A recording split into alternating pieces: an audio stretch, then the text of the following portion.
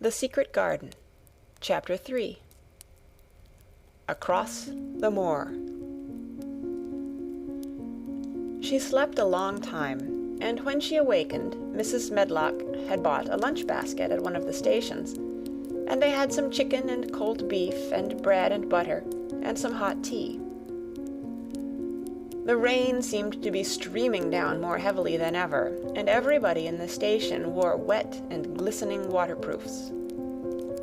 The guard lighted the lamps in the carriage, and Mrs. Medlock cheered up very much over her tea and chicken and beef.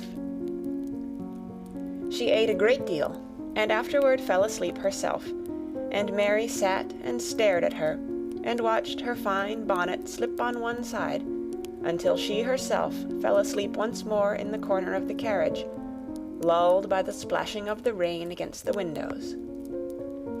It was quite dark when she awakened again. The train had stopped at a station, and Mrs. Medlock was shaking her.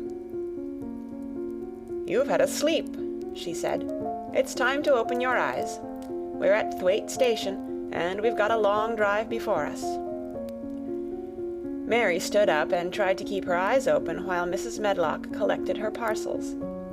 The little girl did not offer to help her, because in India native servants always picked up or carried things, and it seemed quite proper that other people should wait on one. The station was a small one, and nobody but themselves seemed to be getting out of the train.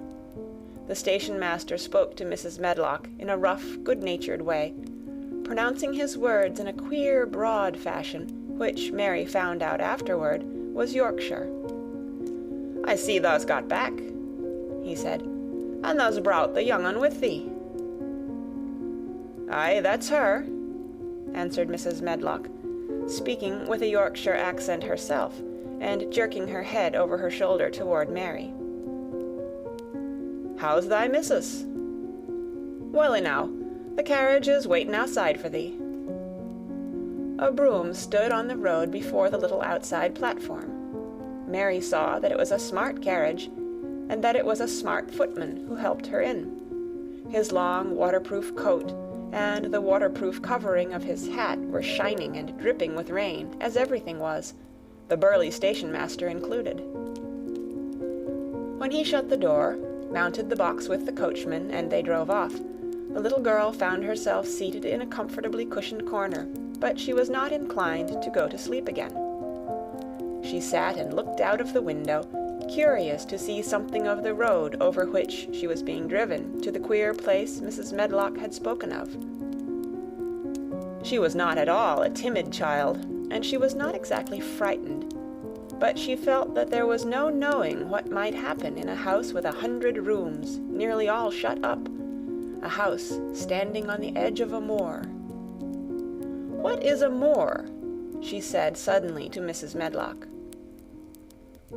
"Look out of the window in about 10 minutes and you'll see," the woman answered. "We've got to drive 5 miles across Missel Moor before we get to the manor.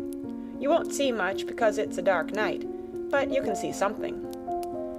Mary asked no more questions, but waited in the darkness of her corner, keeping her eyes on the window. The carriage lamps cast rays of light a little distance ahead of them, and she caught glimpses of the things they passed. After they had left the station, they had driven through a tiny village, and she had seen whitewashed cottages and the lights of a public house. Then they had passed a church and a vicarage, and a little shop window or so in a cottage with toys and sweets and odd things set out for sale.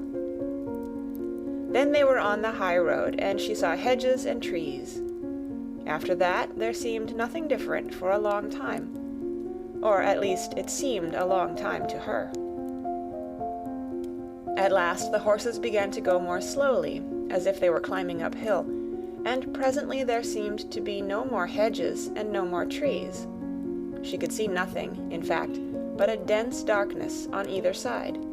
She leaned forward and pressed her face against the window just as the carriage gave a big jolt.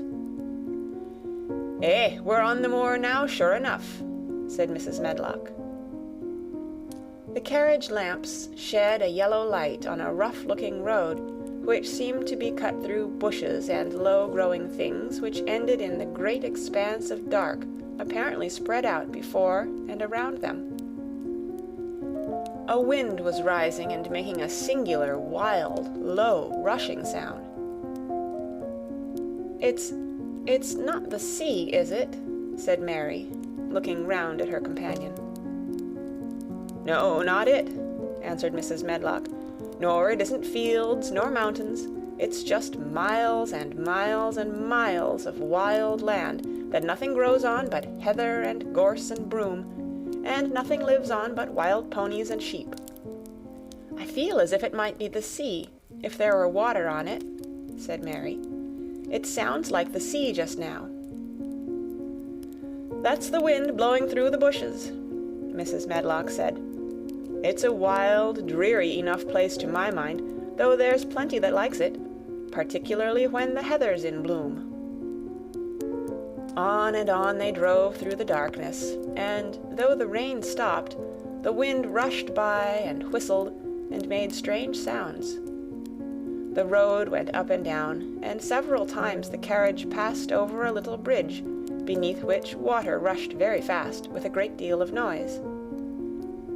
Mary felt as if the drive would never come to an end, and that the wide, bleak moor was a wide expanse of black ocean through which she was passing on a strip of dry land.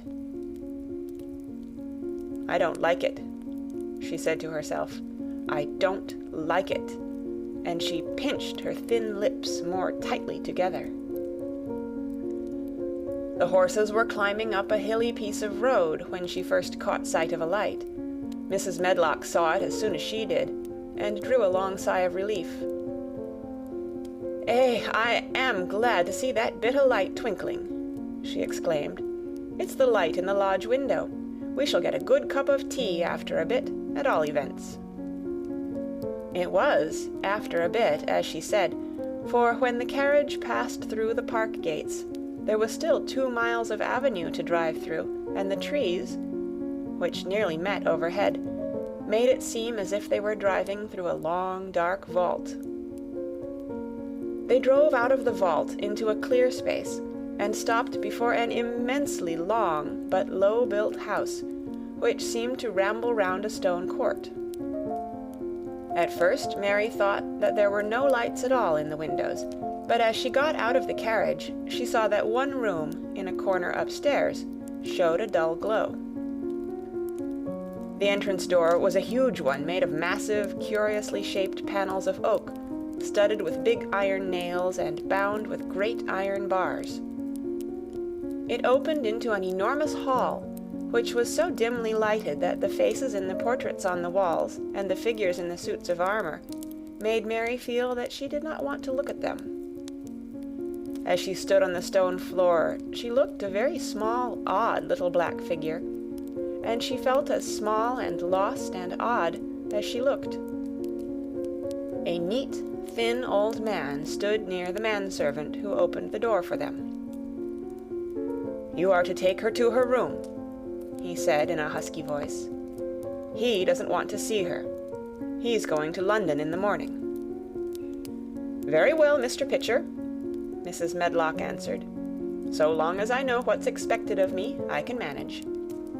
"What's expected of you, Mrs. Medlock," Mr. Pitcher said, "is that you make sure that he's not disturbed and that he doesn't see what he doesn't want to see." And then Mary Lennox was led up a broad staircase, and down a long corridor, and up a short flight of steps, and through another corridor, and another, until a door opened in a wall, and she found herself in a room with a fire in it, and a supper on a table. Mrs. Medlock said unceremoniously, "Well, here you are. This room and the next are where you'll live, and you must keep to them. Don't you forget that." It was in this way Mistress Mary arrived at Misselthwaite Manor, and she had perhaps never felt quite so contrary in all her life.